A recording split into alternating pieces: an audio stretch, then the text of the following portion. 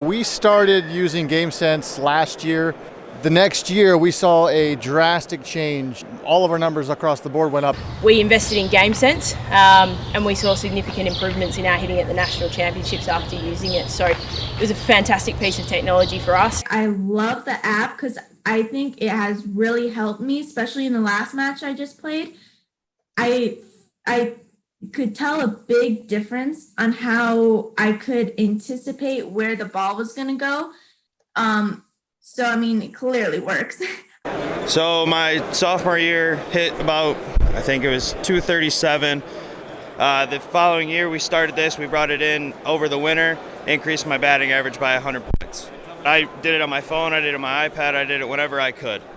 The club player that's passionate will do anything to have more tennis, more access to different, they would lap this stuff up. Over the last year, he's implemented the GameSense with him, and he's seen a marked improvement in his hitting. Tremendous improvement. Now the DH, 340, Peter Zimmerman.